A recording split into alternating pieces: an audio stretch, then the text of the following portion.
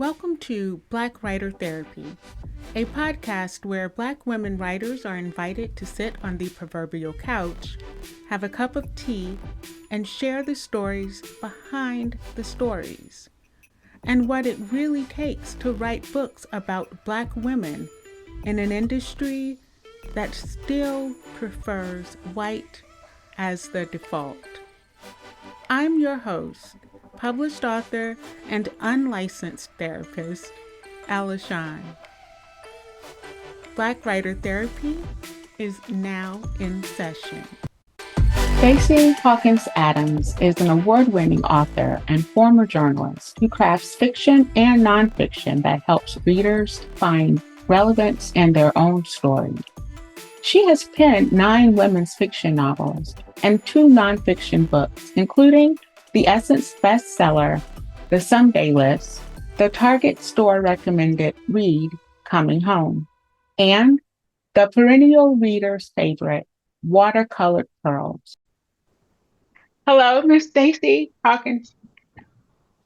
Hello. It has been a whirlwind getting you here, but I am so very happy that we finally made it onto the Zoom call. How are you doing? I am doing well. I'm glad we made it here as well. It has definitely been a journey, just a scheduling journey and then a Zoom journey and, recording journey, but here we are. Yes. And you look fabulous, by the way. So thank you. At the end of the day, too, you look fabulous. I put lipstick on for you. Thank you. I did lip gloss. I did a little lip gloss.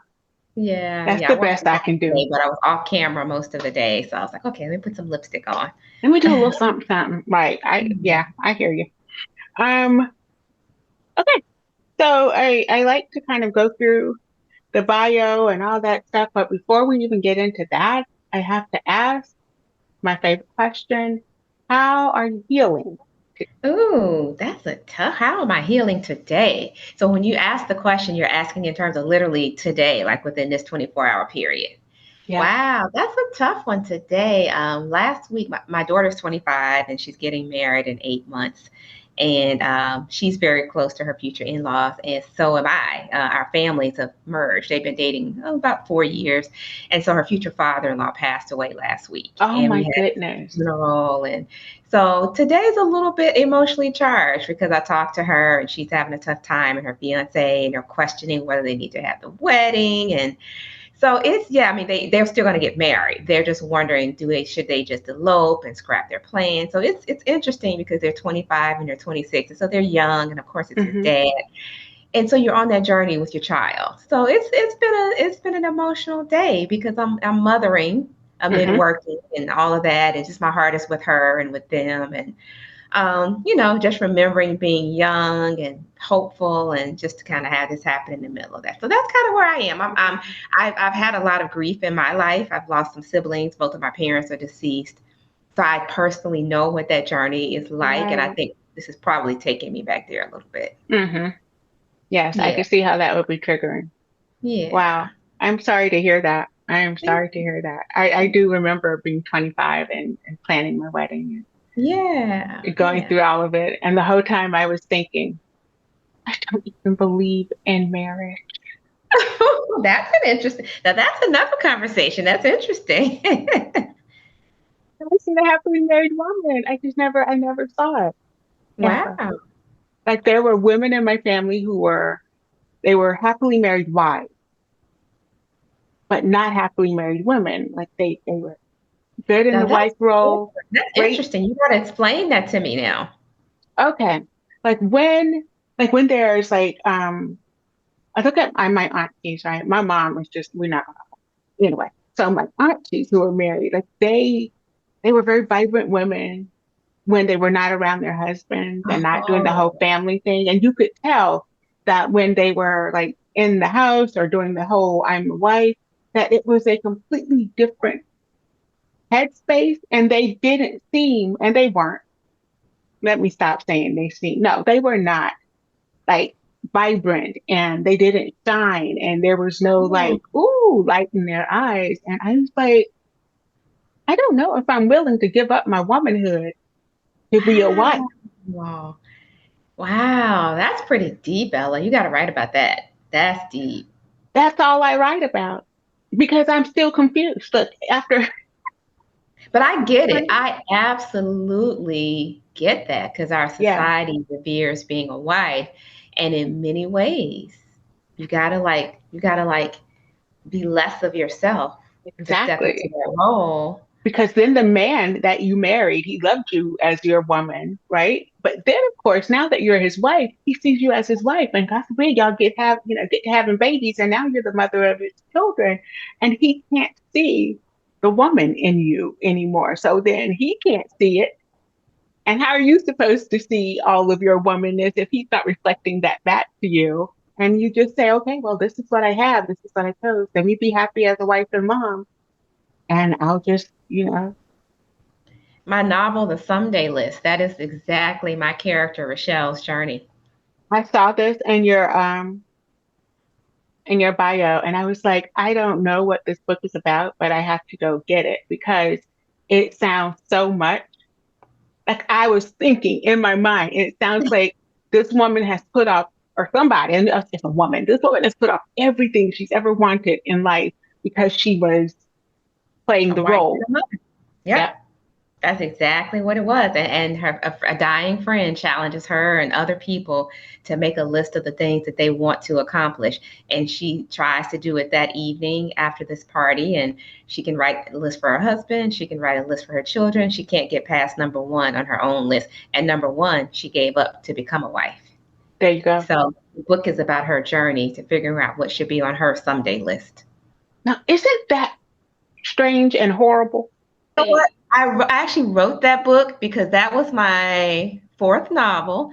And I would be out like on book tours, or I'd be getting emails from women, but mostly on book tours. You know, you're signing books for people, women, and they'd be like, "Oh my goodness, I'm so proud of you," or "Oh, this is so amazing. You're living your journey. I can't do that," or "It's too late for me." And I'd be like, "It's not too late for you," or "Yes, you can." I've been Right. saying that multiple times in different cities and different spaces. So I wanted to write a book to encourage women that your someday list can be your today list. Oh, I'm no different than anybody else. Yes, I had to wake up super early in the morning. I had to get my kids on Team Mommy so I could take my little writing breaks. But I'm no different than anybody else. So that's why that book was written, because wow. women were saying that to me. Wow. Yeah. I was like, I have to read this book. It kind of, that title just kind of like, boom, it hit me right there. And I was like, I have to go find this book. I have to go find this book. I'm still married, right? Because we still married. We've been together since high school. Like we'll be celebrating 31 years. Oh, wonderful. And I was like, marriage is more of a business proposition than the Wow. relationship. And you focus so much on the marriage that you don't nurture the relationship. And I'm like, Mm, we need to look at this thing like, oh, we have our marriage, which is the business and taking care of the household and family, a unit, right? A little LLC partnership. And so, yeah, that's what I don't know. I said to him, and that was even when he proposed, Stacy. I'll tell you how funny this was. I said, yes, I'll marry you as long as you don't make me your wife. That was my that's what answer. you said? Like, I said, wow. I will marry you as long as you don't make me your wife. And then same day we got married, he signed the license. And I was looking at him, and I lie to you not, this whole kind of different look came across his face. I said, dag nabbit, I done lost my man. I done lost my man. I'm now his wife. But yeah, so that's something I'm always exploring in my writing and journaling because I'm fascinated by that dichotomy. That woman has to come back and fulfill that someday list. I can't wait to read this. Y'all are Oh, yeah. killing me with these TBRs. I mean, thank you so much for sharing that. Like, and I do sending out karuna to you, compassion and mercy, and sending it to your family too, because that's a Thank, hard pill to swallow thank you. in the midst of a wedding. So you're a journalist Yes, former. originally. I say former journalist. I haven't been a newspaper journalist for a while, but yes, I guess once a journalist, always a journalist. How is that for you? Like being a Black journalist? Because I Wow. don't know. Because I just think that's like I don't see a lot of them. I hadn't thought about it like that because I think I guess you're right. When I was in college, I went to Jackson State University, and I would always do these journalism fellowships. They were sponsored by these organizations in the Washington, D.C. area, the Freedom Forum.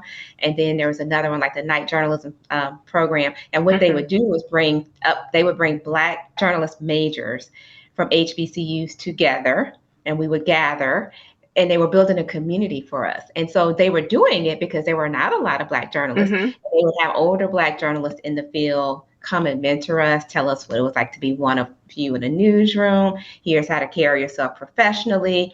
Here's how to keep your confidence up. So I feel like I had that training to prepare me as a college student. And then there were newsrooms that I went into, and I was the only one. And I remember my first job here at the Richmond Times-Dispatch. And so with the Times-Dispatch, I covered courts and crimes. So like, murder trials and all these big splashy crimes that would make the front page of the newspaper. My job was to go in and write about those things. Well, I was like 22 when I started that job. In the first few months, when I would walk into the courtroom, the bailiffs would assume that I was a family member of the defendant. And they'd say, the defendant's family sits on this side. And I'd be like, not here for that. So they finally got used to seeing me, and they figured out, oh, okay. So for me, and even now, I'm not a journalist. I work in strategic communications, but I work in fields and in spaces and at levels where I'm still one of few people of color. And I will sometimes forget that I'm the only person of color in the room on the Zoom call. And I'll look around and I'm the decision maker, or I'm the one giving the advice or whatever. And as a reporter, I'd be in there. You tell me your story, help me understand your heart so I can reflect your heart back to the readers. Like that was always my job.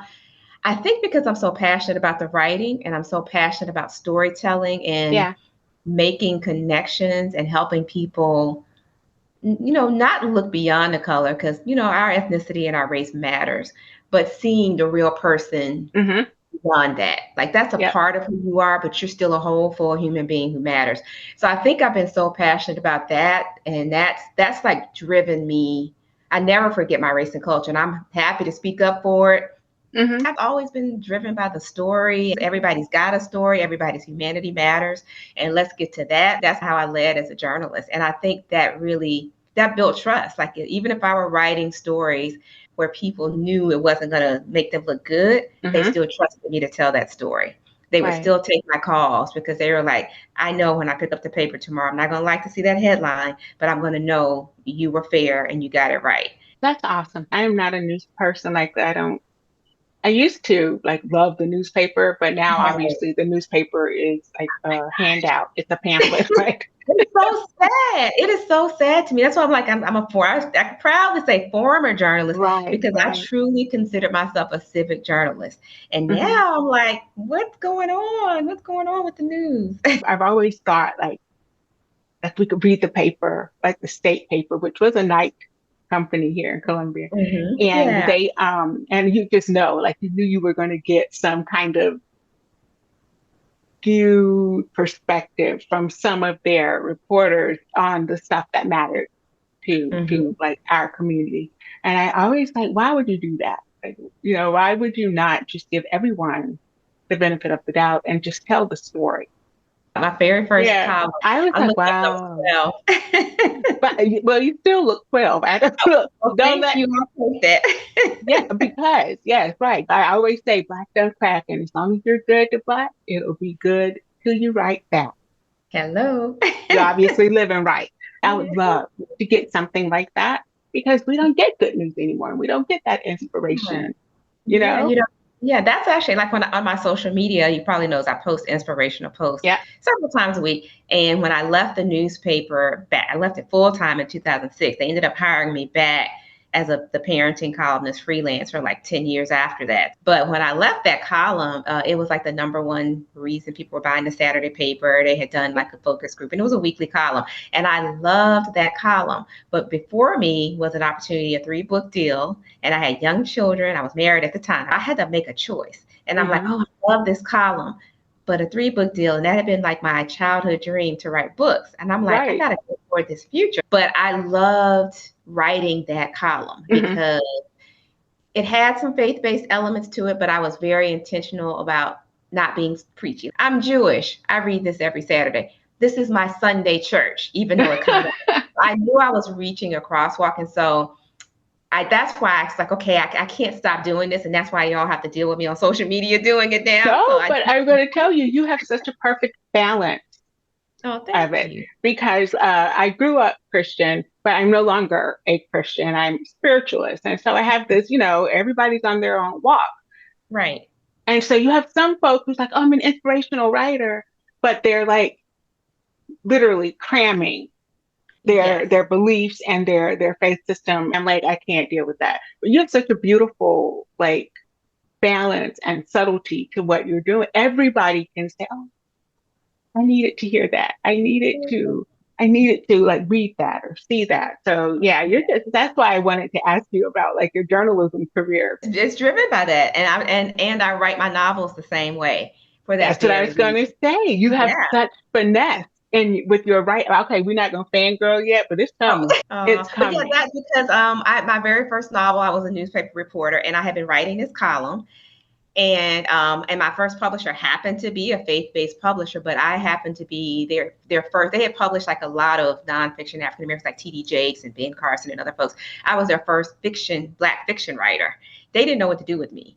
And then like 3 months before that very first book, Speak to My Heart, came out, the publicist left or something. And I'm like emailing like, where's Emily or whoever? She's done all this interviewing with me. I haven't heard from her. The book's coming out in like 90 days. They're like, oh, she's no longer here. And I was like, ah.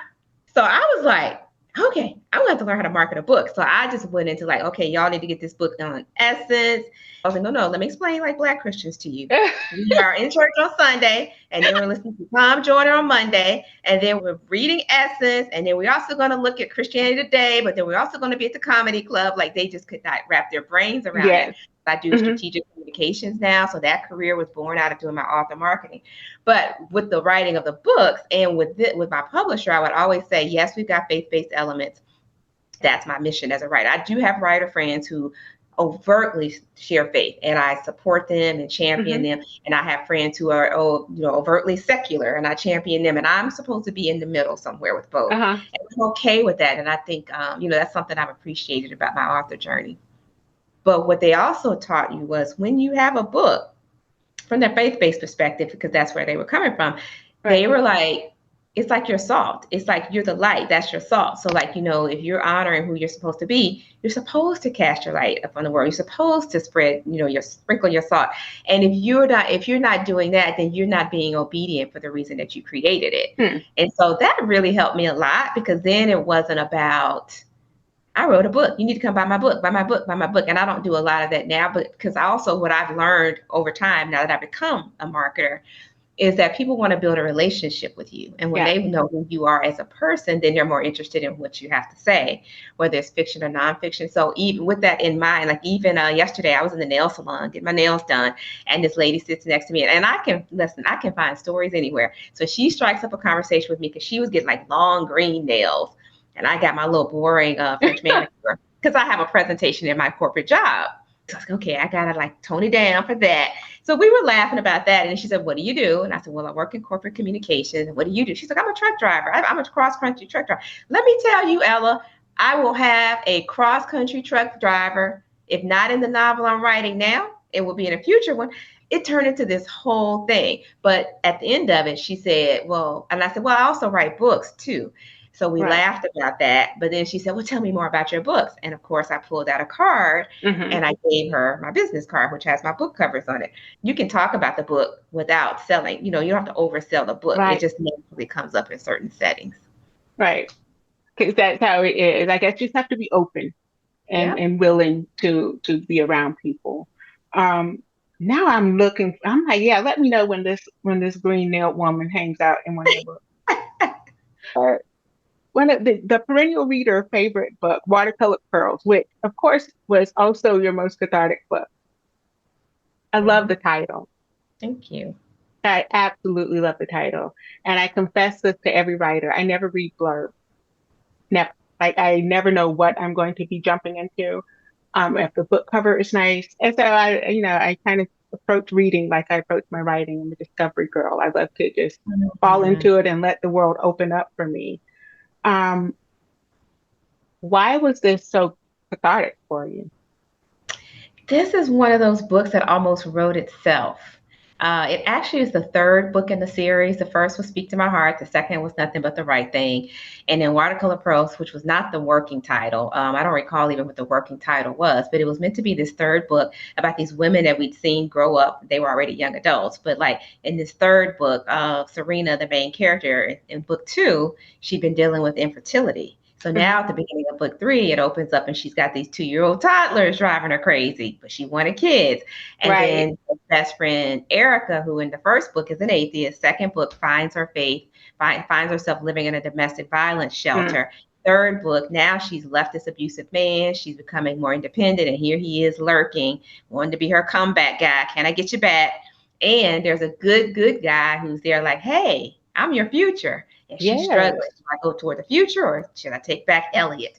And then you've got Tawana, who in the first book is a 16-year-old teenager who gets pregnant. Yes. In the second book, she's gone off to college. And now here she is a law school student suffering with severe self-esteem issues that's causing her self-sabotage. So writing these characters. So for years, like I said, I started out covering courts and crimes. Well, the last 10 years before I left my journalism career, I covered social issues. I'm always wanting to figure out how people tick. As a reporter, I covered everything from welfare reform, which took me into some of the most interesting neighborhoods, smallest homes in Richmond. I went into a domestic violence shelter for a 3-month period and just sat with the women who came through and ended up writing a 3-day series as they worked their way to, independence. That's kind of how I was able to write about it in this novel. I just wrote about so many different issues that you would consider social issues with women, children, and families. I was able to weave this into my fiction. And so that's part of why that's so real, because I had done all this real life sort of research per se, even though I made sure everybody was fictional in the books. I have to do research. Like the novel I'm writing now, it's set in a city and a state that I have not visited. I was actually on the computer yesterday reading a Washington Post article about this particular city because I want to ground myself in the city to make it real for the character. With these stories, I think because I had covered these issues so intimately in other ways, I was able to like let this, and the characters were like, I knew the characters from the 2 prior books. So this book, I had a very tight deadline because, I was busy being a mom and working full time. I would go to my older friends. I literally don't know how Watercolor Pearls came to me. I had just written the scene where Charlotte, this older woman, tells them, I see y'all. I see where y'all are. Y'all are all struggling. And boy, y'all don't know what the last 30 years, how messy they were before I became Pearl getting this big award. So she was encouraging them that where they are is where they're meant to be. So when I was writing that scene and they were watching Set It Off and getting all teary, Set It Off. I was getting teary-eyed writing. And I'm like, ruined me. I was like, these characters are not real. Why am I getting so emotional? So I have just gotten myself so into the scene of the book and these women's feelings. And I don't know, sometimes when I'm writing, I do think about the person who's going to read the book, that's going to need the book at that time. Maybe I was thinking about that. So it's very close to my heart because that's the first book of my own that made me cry while I was writing it. I'm like, why am I crying? These are not real people. But I loved how Charlotte loved on them and they loved on each other, and they were so imperfect, but they still stood together. And even like the younger sister who came along on a trip, she wasn't one of the main characters, but you could see them helping this teenager become the woman she needed to be. And I do that in all of my books. I always have an older woman mentoring a younger woman because I don't think we do enough of that in society from a non-judgmental place. But so that's why it's my favorite, because it made me cry, because I think it's like an ode. It's a gift to women that we do not have to be perfect. Society says we have to be perfect. Life is messy. It's okay as long as we are doing our best each day, and then and as long as we see each other. So like seeing each other is so important, and I think I did that well in that book. And I mean, like that book came out, I want to say like 2004, 2005, maybe 2005. It just stood the test of time. So like, I still get invited to events around Watercolor Pearls. People still send me emails about this book, even though some of the information is dated. The story itself is timeless. And I honestly didn't realize, because I told you I don't read the blurbs and stuff. I didn't realize it came out in 2005. And you did such a wonderful job. I knew that it was the third book in a series, but I didn't need to read books 1 and 2 to become completely devoted to book 3. Thank you. And I did that on purpose Kudos.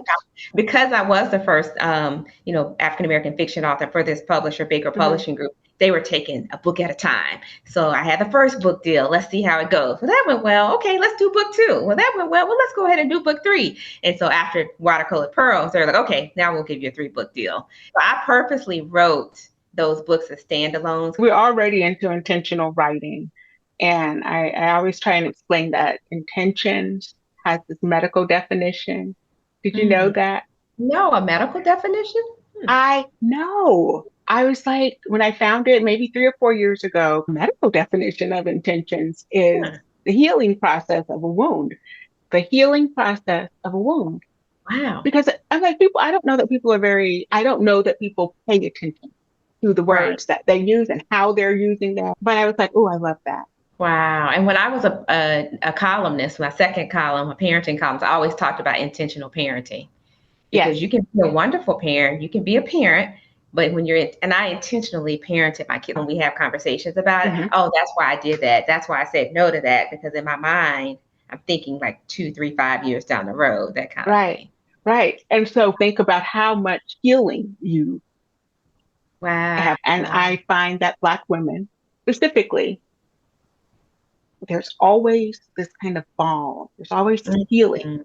that comes through our writing, through our words. It doesn't matter what genre or how the work is presented. Anything I read that's written by Black women, I know I can sit back and there's going to be a little, hey, girl, let me Mhm. get at this part in here that you didn't even realize was bruised, right?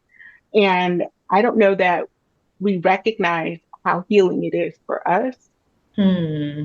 Because, like you said, and thank you for sharing that. Like you have 10 years of like, I'm going to court, I'm dealing with all these things, and now I'm going to the social services and like, that's vicarious trauma. And it's Mm. like, what do you do with that? Mm.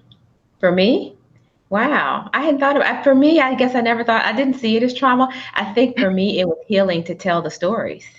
So like when I would go to court and I'd have to write the story about Tony, he and a friend went to a car dealership and this car salesman Leland took them on a test drive and they decided to steal the car. So they killed Leland. And of course they eventually got caught and here they are in court and I'm writing the story about how this innocent car salesman was just doing his job on a Saturday and this 20-year-old and this 18-year-old go do this heinous crime. And of course they get convicted.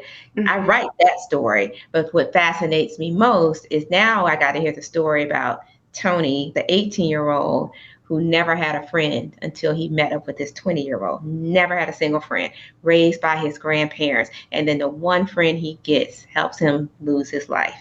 Like that's the story that I told after I told about the conviction. So to me, it's healing to say, let me tell you how this 18-year-old kid who was a quiet kid raised by his grandparents never did anything wrong, but he also never had a friend. So the Right. one person who befriends him did it for the wrong reason, and look where this led. So it tells you a little bit about who Tony is, but it also tells you about the grandparents' heartbreak and about who we are as a society. Like Mm-hmm. if I read that and my kids went to Tony's school, I need to tell my kids, you need to be more empathetic. You need to pay Mm-hmm. attention to the kid that's sitting on the playground by himself. So for me, the healing part actually was telling the stories and telling you more than what you thought you knew. Yes, he was a criminal. He murdered this man or helped murder this man. But here's the other side of the story. Welfare reform, they need to work their way up for welfare. These people Mm-hmm. have 3 years in Virginia. Well, let me tell you about the woman who weighs 480 pounds and she wants to work, so social services pays for her to get a gastric bypass, and now she owns her own cleaning business. Or let me tell you about Shamika. Now, when I'm Mm-hmm. writing this story, I didn't have my own kids. She was 25 with 4 kids. I didn't have any children.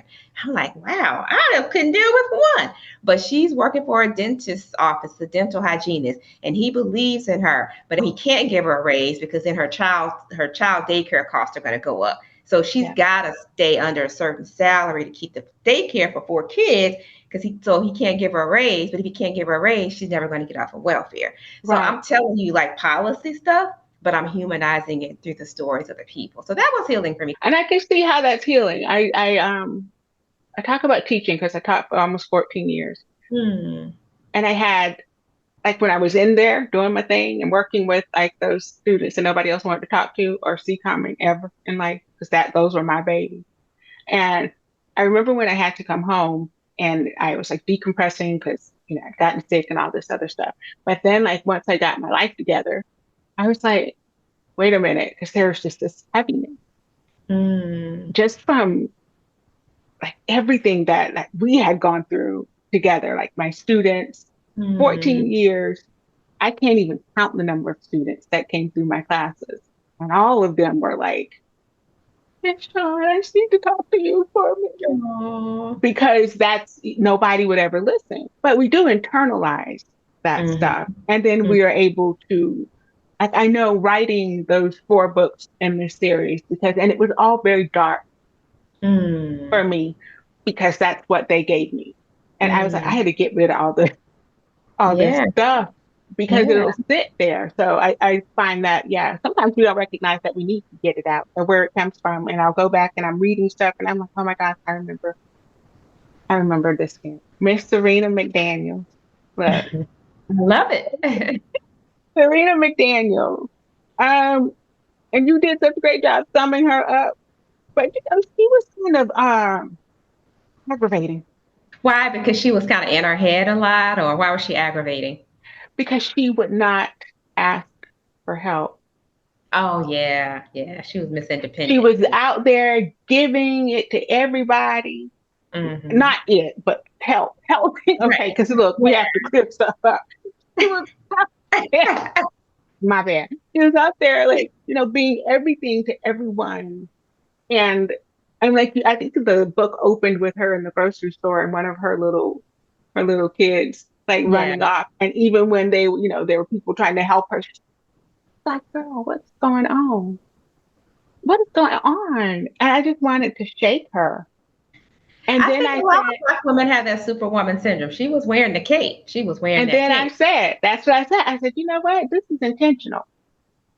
This is intentional. And so because, I remember that Dagnab tape. Yep. And I'm going to tell you the truth. I was proud of it, right? Every time I put another little patch on it or it got a little bit Mm-hmm. longer, a little bit heavier, and I was still floating. I got my mind back. I said, "Girl, what are you doing? What are you Right. doing?" But you did. Again, this is a testament to you as a writer because I was emotionally invested from the beginning. Well, thank you. And I was just like, again, because I'm looking at it from, you know, the the kind of I'm over that I need to be a superwoman situation. And so I'm just like, girl, I just want to go get her and sit her down and be like, Serena, listen here, baby. That's what Charlotte did eventually, Right, right? exactly. And then that's what I do when I see these young people out here losing their mind, they're losing their marriage, and I'm here. Let's talk. Not that serious. Just calm down, okay? Just calm down. But you did so great Exactly. with her. And Micah, Yes. I won't lie, had a little crush. I had a little crush on Micah. I love the That's so name, but funny. I love that he was a minister, but he wasn't this. Yes.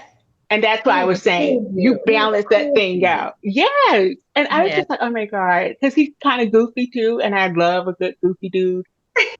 So he balanced her out. So he was kind of like chill and she's like high strung and all over the place. Um, and I was like, when is she going to like calm down? And I could just tell, like, I just felt like this every time I read her.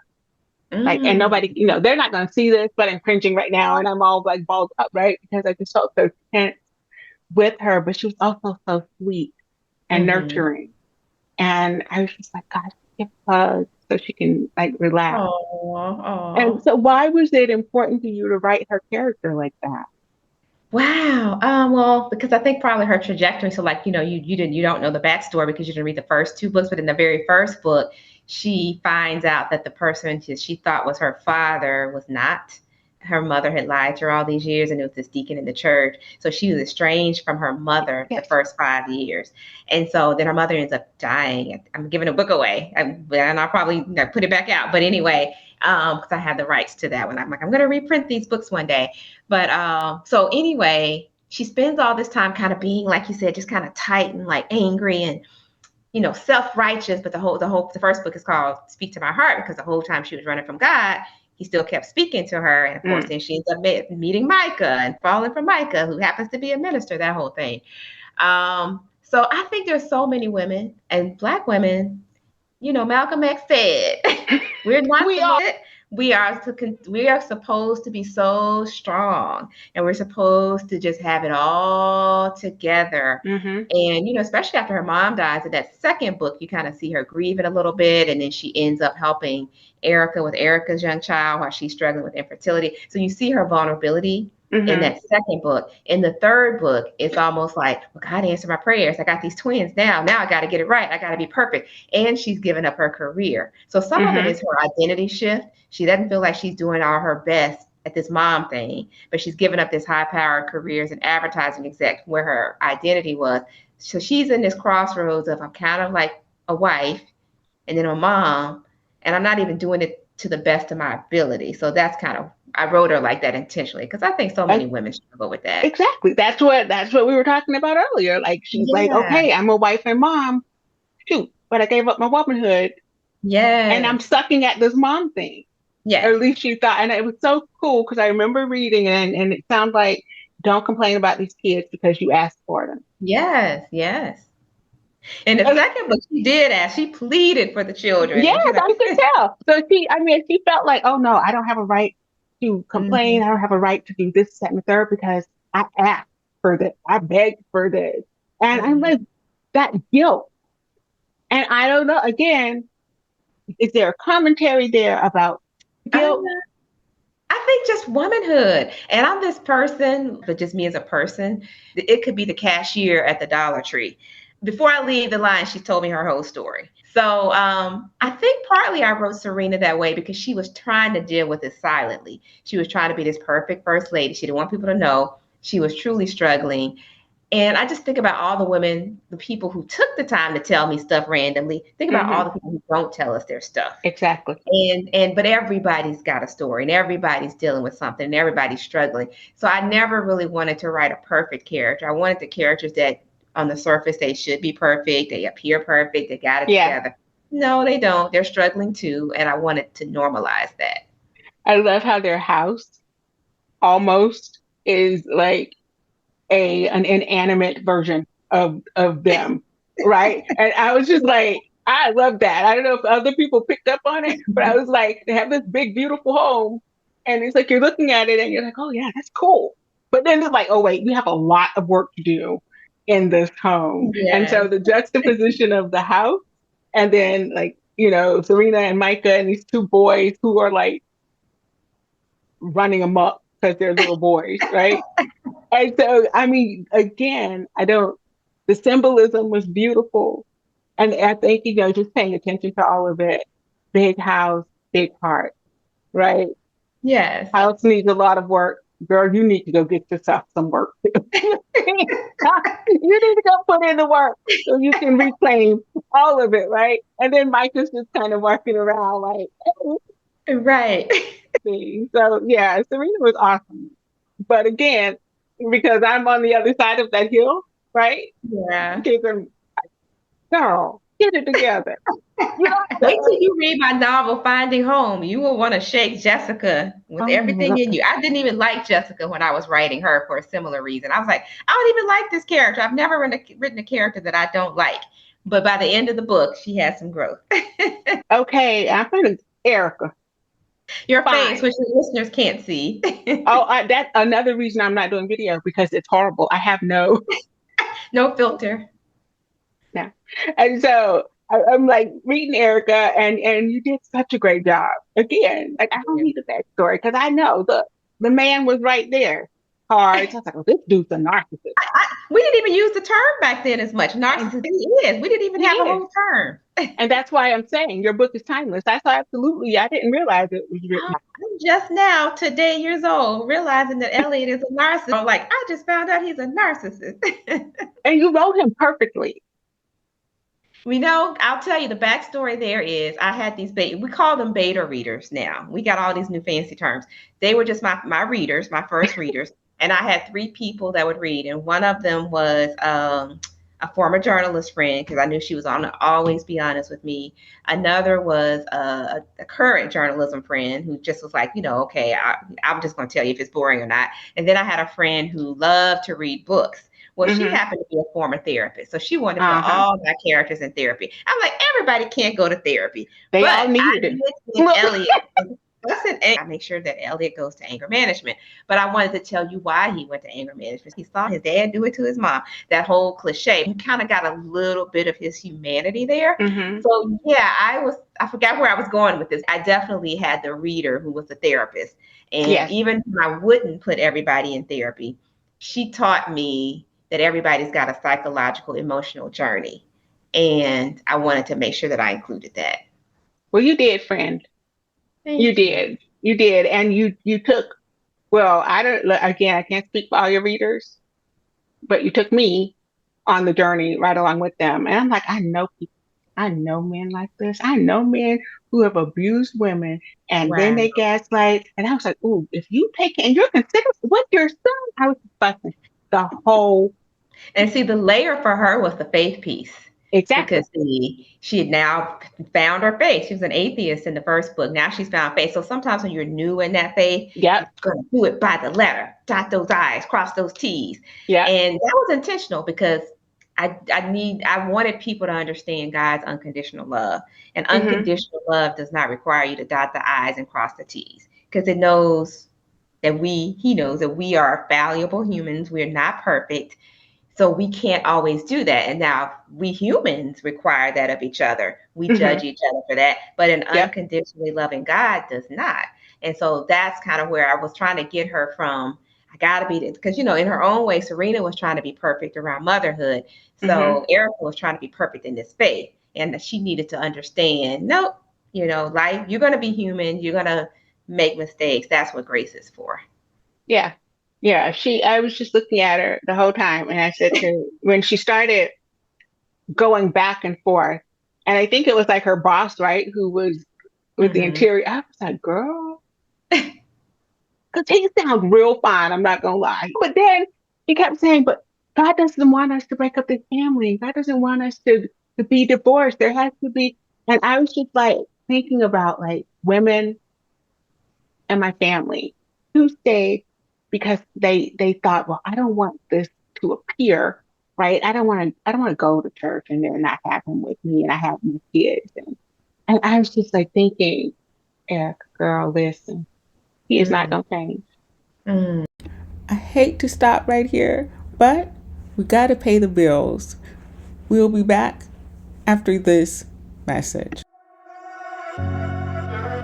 In a world where shadows dance and secrets lurk, comes an unforgettable saga of broken souls, written by Shawn. Get ready to embark on a gripping journey through time, a dark Southern coming-of-age saga that spans over 30 years. Nothing is as it seems. With every turn of the page, secrets unravel, revealing a web of intrigue that will leave you breathless. Breaking is the easy part. Having the courage to look into the mirror of your souls, allowing yourself to be consecrated, to rise harmoniously in alignment with self and the universe, that's the hard part. Join John and Vivian on this unforgettable journey where shattered souls rise, courage is tested, and destinies are forged. The Broken Souls series by Shawn, a gripping 4-book masterpiece that will keep you captivated till the very end. Don't miss your chance to experience this compelling tale of love, loss, and redemption. Purchase your copy now and be prepared to have your soul shattered. Because sometimes the darkest paths lead to the brightest light. He is not gonna change. So yes, when I tell you, you write a book that forces your reader into every situation, I'm there. I'm like, girl, you're not gonna My find very first book, my own mother was reading it. it. And I called, she was in Arkansas, she's deceased now. And she was like, yeah, you need to tell Erica to leave that Elliot alone. I was like, Ma, Erica is not a real. And see, and I talk about them. I was really done. I'm serious. I was done. And when he was like, well, I found someone. I'm signing the papers. I'm getting married. Really? What? I was over him. So Erica, with Erica's character, you said you wanted us to see her growth and you wanted her to find her, I don't know, I'm going to say happy medium in the faith. So, and just Mhm. accept perfection does not exist within the human, right? So stop Right, striving for that. right. Did you have to take her through all of it? Yeah, I did. Because, you had to add a little drama to the story. But also, in taking her through it, think about the women. It was really for women who make both choices. You make the choice to stay with the abusive person. You make the choice, I'm going to keep this family intact no matter what. But then the grace was she saw that woman running down the driveway and she said, that woman had enough confidence and courage To to leave. lead the first time. That taught her something too. So I wanted that juxtaposition. I know that it takes an average of 7 times a person will go and come back. So I was trying to show, without giving everybody the statistic, if you know somebody who's dealing with an abusive partner, they will leave and go back on average Yep. 7 times. Yes. Very rarely do they leave the first time and stay gone. And that's the reality that women deal with. And that's the frustrating part. So like family members who know somebody going through that, they probably like, oh, why didn't my person leave? Because they do go back. When I was in the shelter, they would let me come in and I would literally sit like from maybe 2 to 5. What Tawana? Why do you have to say it with such attitude? Bless her little heart. She was 20 something. I knew her. I caught her. Oh, wow. I had several Tawanas. Mm, One of which was 14 wow. and a freshman. Mm-hmm. And you said you met this woman who was 25 with 4 kids. Yeah, I wrote a column about a young lady who was 20 years old. She'd had a child at 10 years old, and Wait, had what? gone. Yes, that's what I'm saying. Yes, I wonder where she is today. I wonder where she is. She was 20 when I met her, and I was writing a column about her because she was a pre-med major at a local university, and it was really the beautiful story of a woman who had never married, got her home, promised God when she got her house she was going to use it to bless others. So she decided to become a foster mother. The first foster child they gave her was this 10-year-old girl. When the 10-year-old girl gets there, they find out the 10-year-old girl is pregnant. So she commits to helping the 10-year-old raise her daughter. And she did so well that the 10-year-old grew into a young lady who could go on to college and now be a pre-med major, and she was still helping. So yes, I've met those young mothers. And that's a beautiful story right there. That's a real life story of an older woman nurturing a younger woman. I don't even know what to say to that. I know, right? I so many stories. That's why I'm like, the stories are healing for me to like tell stories like that. But then I see that with Tawana, Yeah. right? I Because fictionalized it. Yeah. you did. Because I'm like, but I think even with that, you may not count that as trauma. You may not count that as, man, that's heavy. That's a lot to carry. But it comes out, right? Because that's a lot to carry. I would be destroyed. I was destroyed with this child 4 years through high school. Mm. And she's like, I don't know how it is now, but I know she's 6 kids. Oh, wow. Yeah. Yeah. I knew Tawana. And I knew this low self-esteem, trading her body for just a little bit of affection, a little bit of maybe I care about you, like just starved, emotionally starved, all the things. And you just did it, man, you did her so well. Oh, thank you. And it was like I didn't have like the Tawana, I just want to shake you. No, it's just like because No, the I felt hunger. towards my kids that I taught. I just want you to be healthy. I just want you to be happy, Tawana, see your worth. I mean, you're in law school here at Harvard. This is me talking to her, by the way. Well, I told you the book had me crying. They became real to me too. Yeah, this is me after that dude. She was like, "You still wanna?" how much you willing to. So that was me talking to her. And so I told you there would be a fangirl moment because man, you did your thing, right? Like you did Yeah. Thank you your so much. thing. But and all of it, none of it's preachy. None of it, I didn't feel, and not that I mean, I'm fine, right? If you had Right. gospel singing and a whole sermon written in there, your girl would have been up, okay? Because I'm not like that, but I'm like, Right. how do you balance it? And you How make it so accessible everyone without making anyone, I don't know if anyone would read this book and feel uncomfortable. Wonderful. That is my goal because it's supposed to be accepting for all, even though I have the faith elements in it. I don't know. And that really felt like ministry to me. Like if you, I'm not a minister, but that was like my ministry. And it was my way of like really like when after 9/11 happened, they were blaming the Muslims. So I turned the TVs on in the newsroom. I see the second plane hit the tower. I literally, I promise you, I'm not making this up. My first assignment back, I had, because I wrote this column, was to go visit a Muslim faith center. I was going to write this piece about this guy. So that's Right. very intentional to have the person struggling and then to have the person that's kind of reflecting the voice of God. Okay. It's my last little question about your book because we're going to move on. Micah's best friend, an Ian, attorney, yes. Ian, yes, his wife. Oh, yeah, we know. I'm trying to. I get the wife and was it Bethany? I get the wife and the daughter mixed up. Was Victoria the Look, daughter? Tori is the daughter. Yes, Yes, Tori's the daughter. And I think it was Bethany. yes. Come on now. We all know some Bethany's. Now I did take it to the extreme with what The happened. I extreme, have to you embellish. fell off the extreme cliff. I'm not playing. I knew people like that in church growing up. I'm not. I knew people like that in church Hmm. growing and bold. I mean, just crazy bold with their crazy. I was done with Bethany from the moment he knocked on that door talking over her. This poor girl up here struggling. She got these two babies, still trying to get her pre-baby body back, trying to decide who she is. But and you come in looking like, don't do that, Bethany. But Bethany had a whole set of issues of her own.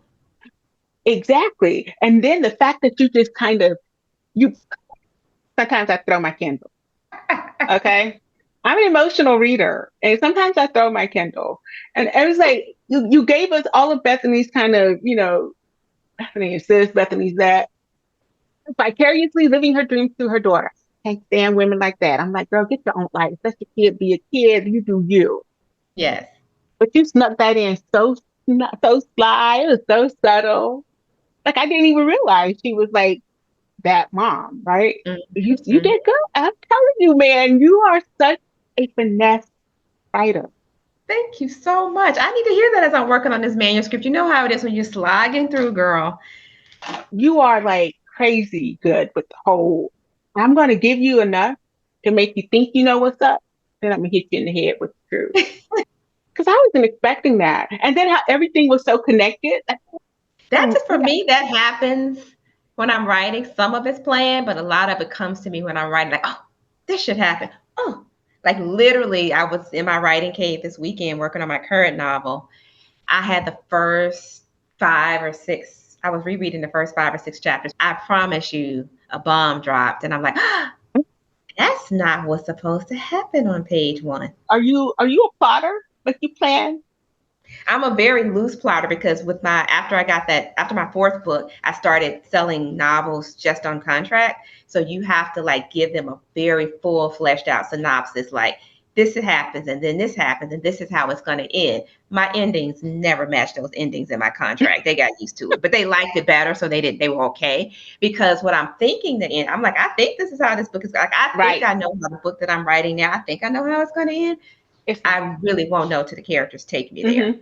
So I have a sense of like it could end like this, and then the publishers they like where they think it's going to end, but typically it's better. I'm like, oh, it just got so much better because the characters decided what they wanted to do. So I'm both. Exactly. I'm a plotter by necessity, but I'm a pantser once I kind of get in my groove, and I like that. I Yeah. actually like that because I do a lot of characters to surprise me. Yes. Yes. Well, call yourself a discovery writer. Oh, is that what it's called now? Discovery That's what I writer? call me. That's because I'm thinking pantser is such a negative connotation. And it's not Yeah. like I'm flying by the seat of my pants. I am Right. allowing my characters to drive. I like that. I'm a Discovery discovery writer. writer. I'm going to You borrow are. that. Thank you. Yes. That's my last fangirl moment. Thank you so much Thank you. for saying, yeah, this is the most cathartic book. I could see why it was cathartic. It was very cathartic for me. Wonderful. Just giving me a glimpse of myself early in my marriage Hmm. when I started having kids, feeling like, oh Lord, now what am I gonna do? I'm working full time. I got a kid. I got a husband. I got a mortgage. I got car notes. I got to take care. I was just like all over the place and crazy.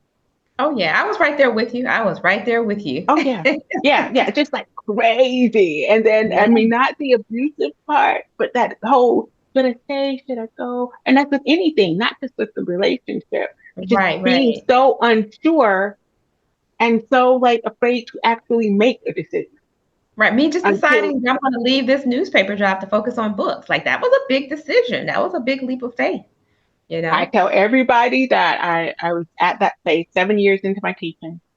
And Mm. I felt it. I heard it. You need to go. It's time to go. Yes, It's yes, I'm time to here. go. And I was like, wait a minute here, because I have children, mortgage. I need this first and 15th. I couldn't do it. I didn't do it. And from that year forward, my health started declining. Ooh, because you stayed where you weren't supposed I wasn't to. supposed to. I was like, you get those little like, ooh, I'm gonna just knock on your door and be like, hey girl, I'm gonna go. And then, eventually I got hit with the boulder and you can go Oh. and do what I said to do, or I can Mm. just, let you go and then, figure something else out. And I was like, oh, Wow. okay, Thank you. you're Thank you. awesome. You're awesome. Thank you You're so so much. sweet. I'm honest. I don't know how sweet I am because I'm really not, but I'm really honest because, I love honest friends. I do. I yeah, do. I can't remember much because of all the crazy that's here. And so I tell people, you don't ever have to worry about me lying to you because I won't remember the lie. We'll be all right. So one of the questions, black writer or a writer, which one do you prefer? I use them interchangeably, but I would say a writer Mhm. because what I found with my probably the first, maybe by my time I got to my fourth book, I had because I was this journalist and this columnist, I have friends of all walks, all ilks. And I had a few white women friends say to me, I'd love to give this book to my friends. My first few books had covers with black women on it. And they wouldn't think that it's for them. Because of the covers. And this was back in the early 2000s when we weren't Mhm. as, I guess open Right. as we are now. And I thought, well, that's interesting. So I think it would have been my seventh book. I asked my publisher, let's try a cover without people on it. Let's see what happens. Because I was curious. Not that Mhm. I felt like I needed to cater to that audience, because I'm like, you don't know what you're missing. But it was an interesting experiment that she and they, because a couple of women told me that they were right.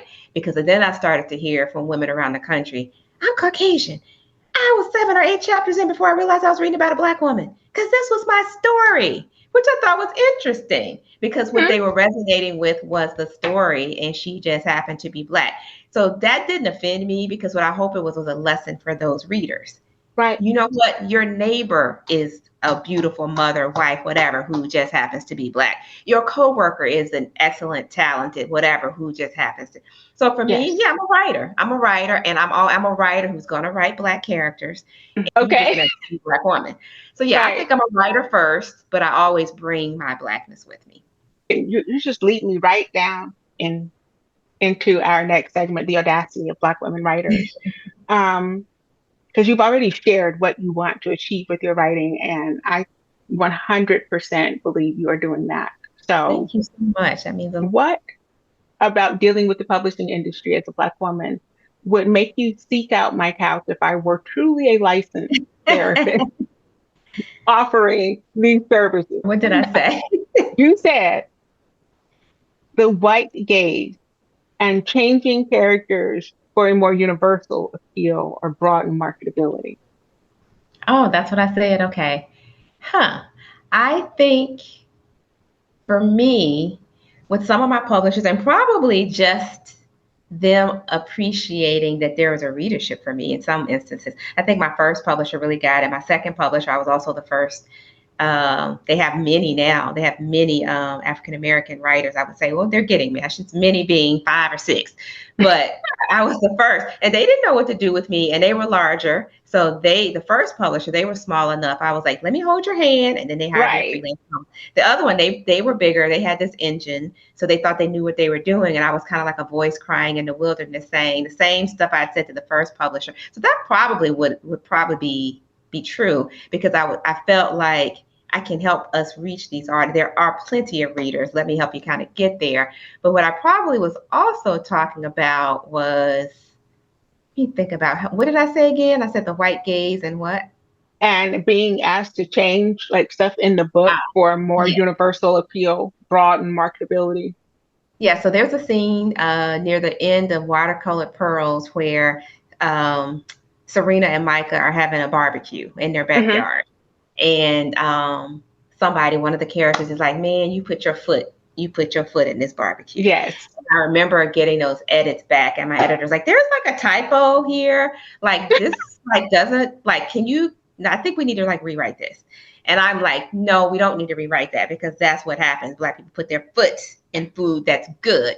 And then like their traditions around faith, the first lady is not as revered in some of their, faith-based comics. They could not get this whole first lady concept and why she was so revered and why that was a big deal and why were we writing it to be such a big deal. Right. I'm like, so now I got to go into the whole sociological thing about, in the African-American community, the most revered person was the Black minister. Thereby his wife was an extension of that. So I had to do a lot of education. So it wasn't, in some ways it could have been frustrating, but they listened. So that was helpful, that I was able to say, no, we meant to put the foot in there, or the big toe, whatever I wrote. We're keeping that. We're going to keep the first ladies written like this. We're going to keep. So I just had to do education around those subtleties. So that's kind of what I was referring to. Like, some of my white readers likely wouldn't have gotten that, and that's okay. But the editors didn't either. So like if they wanted to edit it out, I would have to explain why we were going to need to leave that in. Right, right. And is that like, do you find that even now, right? Because you've been 20 years, you said. Yeah, 20 years. Now, I have not written, I've not had a novel published in like 7 years. My last novel came out in 2016. So I've been working, doing more nonfiction, getting back into the fiction now. I don't even remember what I was going to ask you. No, I do. So we're like 20 years in for you. And so you're going back into the publishing arena with a fictional book. Just, do you think that you're going to have that same issue? I have no idea. I don't think so. I mean, because I've been following I'm hopeful that I won't, because I've been very closely following a lot of my author friends who have been publishing over the past 3 or 4 years. I have author friends who span the trajectory of the 20 years, but especially since George Floyd, the publishing industry opened up in a different way. So I see some of my writer friends who they've been fallow like me. They're back out there. They're in a new way. I know some of the publishing houses hired like people of color for vice president of marketing roles and senior editing roles. So my sense of it is that it is better. That's kind of what I'm picking up. Yeah. Okay. I hope that is like the truth. But I have to ask, segment 2, what gave you the audacity to believe I can go conquer the publishing industry, write my books, sell them to publishing companies, and do what I need to do as a Black woman? Because I was born a writer. It's all I've ever been. When I was 5 years old, when I learned how to read, I started writing. And I would write short stories and poems. I'm the very youngest of 5, and my eldest sister would take them back in the days of the typewriter, type it up, give it back, and say, here's your book. And then in 3rd grade, I started working on my first novel, Kima Kurtzson. I remember the name of it. But when I turned 10, I sent it off to Harper and Rose Jr. Books. And I got a little blue rejection card saying, no, thank you, we don't want to publish. Now, mind you, 25 years later, HarperCollins became my second publisher. So dreams do come true.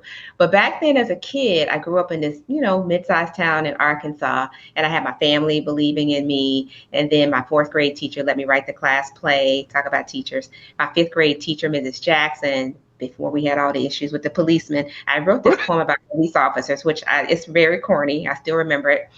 I wrote this. You cannot say, I wrote this poem, it's very corny. I still remember it. And then It was like an 11-year-old girl's poem, so you know it's corny. it's not But corny, it's cute. It really is cute. so it showed me that writing has power. Writing has impact beyond. I don't want to be a starving artist. I'm not trying to like do it all. I'm not trying to suffer. So that's how I discovered journalism, which is another form of storytelling. So long story short, I was born to be a writer. Mm-hmm. I was born to tell stories. I've always just been a writer. That's who I am. And so because that's who I am, you get to experience and enjoy my Blackness. You get to experience and enjoy me as a petite, little, bubbly, corny woman. You get to experience all that I am, because I think all of us who are writers have something to share with the world. And Mm-hmm. so there's some people, readers, who need to experience what I have to offer. Mm-hmm. So that's my answer. Good answer. Good Thank answer. I love that. And you're like, it's corny, but like you. I'm saying that because right now, especially right now, just to hear how like innocent you were and how the police were so like, because I remember that they were the heroes. Yeah, Like you could yeah. always say, "Oh, if I get in trouble, I know who to call." Right? I love that. Absolutely love that. Um, so I'm going to get some advice from you, and then we're going to play the game. Okay. Favorite part. Um, I honestly do respect you so much. I love what you put on your platform Thank and you. all the times that we've spoken. You're just like, this is Stacy. This is Stacy. It's still Stacy. I absolutely adore that. And Thank so you. I would love for you to maybe give some aspiring writers some advice. Some young Black girl who's just sitting there thinking, I was born to write. Hmm. Now what? Wow. I think the world we live in now, like I'm like, if I had the internet, oh honey, I'd be best friends with Michelle Obama, and Maya Angelou would have been my mentor. I would have found my way to Winston-Salem. So I feel like young Black girls today have the world at their fingertips. Hmm. I do some work with an author friend of mine. Sometimes I will assist him, like just, on a little side hustle or whatever. He's a New York Times bestselling author, and he got an email 2 weeks ago from a young lady who's being raised by her grandparents because her parents are incarcerated. And the Mm. letter moved him so much that he's going to show up at her door to give her some free books. So if you think about the power of your pen and just sending an email, if you want to be a writer, don't think of yourself as a Black writer. You're a Black young person. You're never going to lose your culture. Hold on to your culture. Write. They always say, write what you know. When you write what you write who you are. And who you are is someone who has words to grace the world. If you're meant to be a writer, you write from the vessel that you are. And there's something about who you are anyway, that special touch is going to come through your writing. Mm. So I would say, do your research. There are many organizations across the country in various cities. Like we have a group here in Richmond where I live, Richmond Young Writers. They cater to helping children write. I have a friend who has a group in Charlotte. So find out locally what you can do for summer camps, or if maybe there's a weekend writing retreat for young writers. There are plenty of things online, organizations you can join online, or groups you can join. So do that to hone your writing skill. Read Black authors, but read very widely, because our best Black authors have done that. Maya Hmm. Angelou has done that. Other great writers, they talk about reading very broadly. So then when you're ready to write about your experience as a Black person, it comes through the layers and the words and all these things you poured into yourself, and it helps you articulate yourself in a really powerful way. And then just write courageously. So I am a novelist. I write fiction, but I'm always going to be, I love journalism too. I love nonfiction writing. So I do essay writing. I was a blogger. I wrote, I guess, blog posts for the Huffington Post for a few years back. Oh, wow. So like if you go to, I think it's somewhere on my website, on one of my pages, probably my About Stacy page. And I wrote about, having the fears of being a mother raising a teenage Black boy in Hmm. Virginia. I wrote about that. I wrote about sending my daughter off to college for the first time. So, have the courage to write from a vulnerable space of like who you really are. And then also, if you're writing fiction, you can bring some of those same emotions into your fiction. So when I teach writing classes, there's one course I teach, and it's designed to teach people both fiction and nonfiction. And I use the same techniques with them. If you're writing fiction, help me feel the character's journey, help me know who that person is, help me care. If you're writing nonfiction, show me, bring some elements of storytelling and visual and smell and taste that you would have in fiction. Give me that in your nonfiction. So either way, you're painting a picture, you're taking me on that journey. So that would be my advice, just to continue to hone those skills, read broadly, be yourself, and write from who you are. Don't worry about trying to write like someone else. Thank you, Miss Stacy. That's Thank you. obviously. All righty. Tell the whole story. Rules? Girl, No, I don't. No, I sure don't. What are the Okay. rules? Really simple. I'm going to give you 5 words. And they all begin with the first letter of the letters of story. And you're going to give me just a really quick anecdotal personal story that deals with that word. Okay. And at the end of your little anecdote, you will say hashtag bookish, hashtag writer's life, or hashtag writing while Black. Okay. Bookish, writer's life, or writing while Black. Yes. And some of them may be all 3. Okay. And that's fine. So we're going to go ahead and get this done. Your first word today, Miss Stacy, is silence. Silence. And you want a story about silence? An experience, something. I love silence now that I'm older. I think the first thing that comes to me was being 21 years old, doing a summer internship in Albuquerque, New Mexico, at what was then the morning newspaper. And there was one other Black writer there. She was an older woman. She was actually a staff reporter, and I was an intern, and I was renting a room from her. And she got an assignment to go up into the hills of New Mexico to a monastery. And me being a 21-year-old with nothing to do for the weekend, she's like, why don't you go into this monastery? I was like, sure. We get up there. She probably was 30 and I was 21. And it's quiet. And they had a whole silence rule. And like the room was like a little Laura Ingalls Wilder room, like with just like a little cot on the edge of a mountain. And like the mountain had echoes. So you literally could not talk above a whisper because you're going to bother these people. And I remember sitting in that room that night with my little lantern, like, this is for the birds. And this was with your little lantern.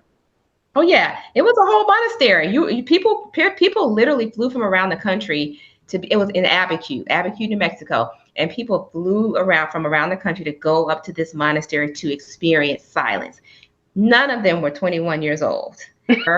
Being like, this is for the birds. When are we leaving? Like, why did I agree to come? And now fast forward 30 years later, how I appreciate silence, because it is in the silence that I hear God speak to me. It is in the silence that I distill my own thoughts about my life and my journey. And I find out what I'm supposed to do next. And sometimes in the silence, the words that I'm supposed to share with others come. So I would say for me, the silence would be writer's life. Oh, that's beautiful. And you just told me what I don't believe. What? Your age. But I'm going to let you have it. I did just tell you my age. You did. And I'm going to let you have it. And I believe in those 9:30 p.m. bedtimes too. Look. That is my bedtime. Don't play. That is my bedtime. Okay, that's why we got to hurry up. Your next word is trusting. Trusting? Mm-hmm. Ooh, I trust it takes me a while. When I first have a book idea, I do the typical writer thing of pulling out the notebook, because I like to write by longhand, write by hand when I'm brainstorming and I'm getting to know my characters. So I'm almost journaling about my characters. Yes. And so I'll start there. I'll start with their backstories. I do Myers-Briggs analysis on my 2 or 3 main characters. And then I let it play around in my head for a few months. I'm taking walks. I'm thinking about it. I'm in the grocery store. Ooh, that's a beautiful name. That might be in my book. So by the time I actually sit down to start writing, I'm trusting that the characters are going to tell me who they are and where their journey is supposed to go. So I think that one would be bookish and writer's life. Why does your process sound so familiar? It works. It does. Yeah. So because you're character driven. That's me. I'm like, I spent a lot of time, invest a lot of time with them. and Yes. they go everywhere with me. And by the time I sit Yes. down, they are real, like Yes. more They real than are the people in literally my real. house. Yes, they're real people. Thank you for saying that. I think you're the Yeah. only other person I've heard say that. And that's very important to me. And that's why, like, I tell people I can write nonfiction anytime. If I got off the phone or this call with the podcast with you now, and I needed to go write an essay or I needed to go write a column, I can do my nonfiction any Yeah. time of the day. My fiction, I literally have to be in the zone because I have to shut out this real world to live Hmm. in that world with that person. So, Yeah. yeah. Yeah. Okay. There we go. All right. Overt. Ooh, overt. Oh, goodness. That's a hard one. I think overt, I think I'm an overt person. Overt, typically I would say I'm forthright. So when I'm being forthright, I think I'm overt in how I express myself as my own person. You heard me talking about my son in that way. I'm overt about how I care about my characters. Hmm. Uh, I'm overt in protecting my characters and that space for them because I'm not writing a character to be Stacy. I'm not writing a character to be like a real Right. person. I really am overt in making sure that they are who they are meant to be. So I think Hmm. that would be probably writer's life and Black writer's life Hmm. because I are writing while Black because my characters are primarily Black. Yeah. Yeah. Okay. Well, you're doing good. Really. I mean, because most people are like, oh my God, I don't know what I'm going to say. What do you want me to say? Um, and I got this word just from your book, just from reading your book and like all the stuff you put out on your social media. Redeemable. Ooh, that's a good word, redeemable. Yeah, I think we're all redeemable. I do write a lot about, I think I tend to write about forgiveness in subtle ways. Hmm. Even Elliot, who we were talking about, the villain Elliot that we don't really care for, even Bethany, who we don't care for, Hmm. in their own ways. I try to write them in a way where, yes, there are villains, but I kind of give you enough backstory to understand how they became to be the Right. people that they are in a way. And I tend to do that with the folks who feel unredeemable. Like I mentioned, my character, Jessica, who's the main character of my novel, Finding Home. I did not like her. She was making decisions. I literally thought, this is so dumb, but I have a hairstylist who's like, she was 26 when I was writing the book, and my daughter was in high school. They were like, oh, yeah, this happens on reality TV all the time. I'm like, people really live life like this? So I did not think she was redeemable, but by the end of that book, she was. So I love writing about redeemable characters because I want that to remind all of us that Hmm. even on our worst days, we are redeemable. So I think that would be writer's life, bookish, and writing while Black. Yeah. Now this last word really isn't a word, but it's I love it. I love doing it. So it's yuck, yum. One yuck, one yum. Ooh, yuck and yum. It's hard to Hmm. find good Y words, you know? I know. Yum to me is anything chocolate, and writing my books gives me an excuse to eat as much chocolate as I want to because I'm like, I need to do what I need to do to get through this book. So we will be eating whatever chocolate we want. And yuck would be the parts of the writing process that you slog through, like when you have to make the sacrifices on a sunny day to be in living with these characters, or when you feel like you're stuck in the middle, or when it's 5 a.m. and it's cold and I got to get up and write. So the yuck Right. and yum is the writer's life. Yes. Girl, yes.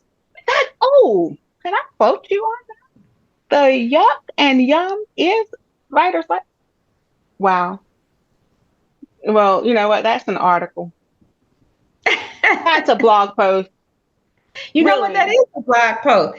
Yeah, That we is. might both write that one. We might both write that because I'm like, oh, I've been slogging through. I had a whole conversation with another friend about how long it was Hmm. taking to write this book, and I had a whole aha. I was like, that's a whole book, and talking with her about it. So yeah. Yeah, yeah.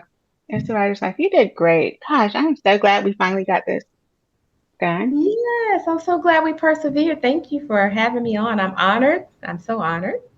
Well, thank you. This season has been like when I say amazing and unexpected and overwhelming and all the things and all the best ways. I was not expecting anybody to say, "Oh yeah, I'd love to be on your podcast."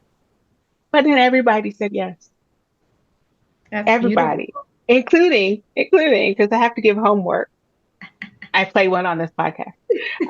So your homework is to tell me who you would recommend to be Oh, on. well, the one that's immediately coming to mind is one of my writer mentees. Her name is, she writes under Jackie Hunter. She writes middle grade books, like YA books, Jackie Okay. Hunter. But she's wisdom, but she's so fabulous. Like you would think she's like 32. Like, I mean, she's like a huge inspiration. Oh, yay, yay, yay. So you want to tell the listeners the best way to get in touch with you, a little bit what you're working on, and then we'll. Sure. Like I said, I have a novel in progress. Don't want to give too much away, but I am excited about it. It's another women's fiction novel, Mhm. and it's going to have the same themes of women growing together, kind of learning how to navigate life together, picking up the pieces, making amends for mistakes from the past, Mm, and it spans two cities. And so, I'm looking forward to that. I think that's all I'll say now, because again, like I said, I just had to rewrite the beginning. okay. And I am on Facebook under Stacy Hawkins Adams, Stacy with no E, Hmm. Stacy, and then Hawkins Adams, no hyphens. And you can find me on Instagram at Stacy Inspires, but I'm mostly on Facebook and Hmm. Instagram. That's where you'll find me Okay. mostly. And then my website, StacyHawkinsAdams.com. So Okay. feel free And to I'll find be me. sure to put it all in the show notes and any other links that you've given. So Stacey, thanks so much again. It's been really great. Thank you for having me on. No problem. Have a good night. All You right. too. Bye bye. Thank you for joining me for this session of Black Writer Therapy. Be sure to follow and leave a review wherever you listen to your favorite podcasts. And keep the conversations going on Instagram using our hashtag Black Writer Therapy. I'm your host and unlicensed therapist, Ella Shawn, reminding you to be kindest to yourself first, always and in all ways. See you guys next week. Bye.